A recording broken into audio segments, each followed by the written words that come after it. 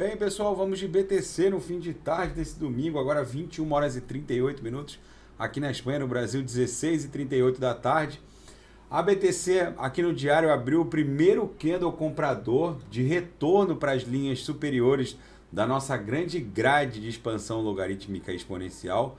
Portanto, é muitíssimo provável que a gente já esteja desenhando a acumulação que sucede o final dessa história correcional. Aqui no semanal ainda está muito feio o candle.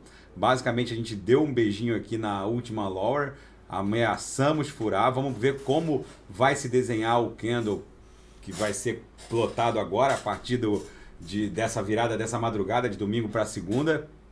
Mas o fato é que no diário a gente já está retornando aqui através de um candle comprador em direção às linhas superiores, num claro movimento acumulacional. É possível que a gente acabe replicando esse movimento acumulacional dessa agulhada aqui, dessa corretiva de 17 de maio a segunda quinzena de julho, que basicamente ficou voltando ali para o patamar do fundo e depois fez um WV e aí sim se desdobrou numa pernada impulsiva em direção ao time high ali em 69 mil, 70 mil. É possível que a gente fique replicando essa acumulação aqui, ó, com uma série de agulhadas para esse patamar de 30 mil, para depois sim se desdobrar numa explosão em 1, 2, 3, 4, 5. Vamos ver como isso vai acabar sendo desenhado.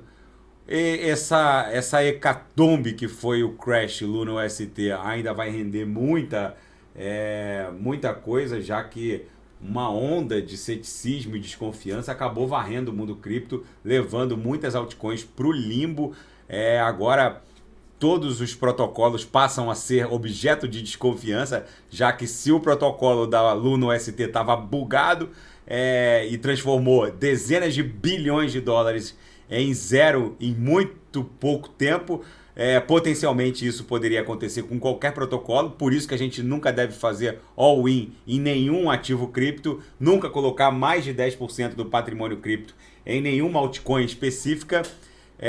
Por aí a gente vê a grandeza da BTC, o nível de descentralização da BTC, o nível de descentralização de outros protocolos como o Kusama, Polkadot, essa paralisação na produção de blocos que os validadores da Luna UST promoveram não seria possível, por exemplo, numa Kusama, já que é uma monocadeia que controla cadeias fragmentadas.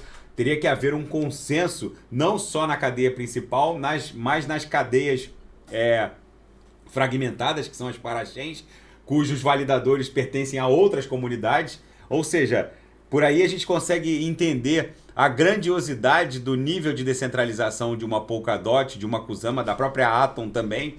E isso que eles fizeram na blockchain da Terra Money, de suspender a produção de blocos, reautorizar a produção de blocos, inundando o sistema com trilhões de lunas agora, e o CZ, o dono da Binance, agora está tweetando, dizendo que é preciso secar essa quantidade bizarra de Luna. Um eventual fork não vai funcionar. A criação de uma Luna 2 e uma ST2 como se nada tivesse acontecido para voltar a fazer funcionar o PEG System também não vai solucionar o problema que eles criaram. Isso aqui, segundo o CZ, seria um filme de terror parte 2, já que essa sistemática do PEG System não funcionou.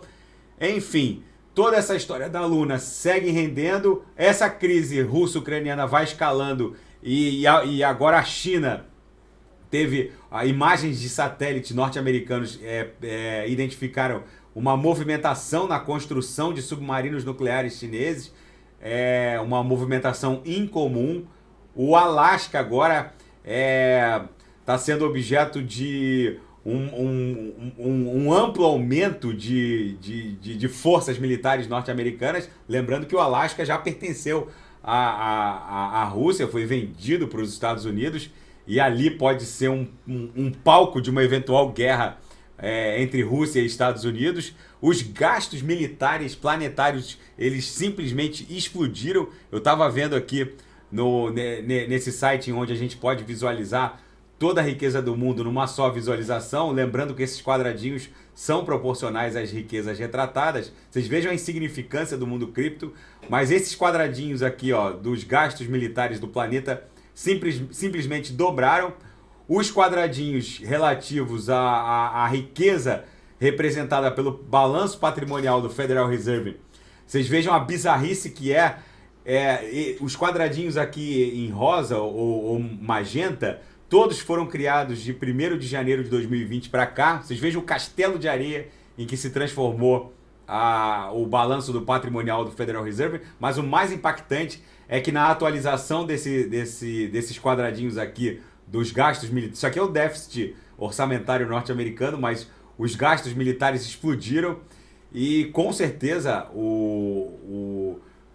isso aqui vai pressionar ainda mais a inflação. Ou seja, na minha leitura, desembarcar do mundo cripto continua sendo uma insanidade no momento em que o mundo está em vias de entrar numa terceira guerra mundial. Finlândia e Suécia agora vão entrar na OTAN.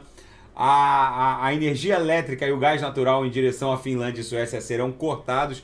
A extensa fronteira de milhares de quilômetros entre Finlândia e Rússia pode se transformar em mais um palco de guerra.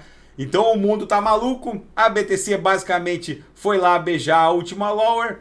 Essa nossa grande grade de expansão logarítmica exponencial é igual ao Santo Tomé, tem que ver ao vivo para crer que ela funciona. Tá bom, pessoal? Fiquem com Deus, se nada fugir do script, eu volto amanhã para analisar a própria BTC e quem quiser sugerir alguma análise, é só colocar nas mensagens abaixo. Grande abraço, até amanhã.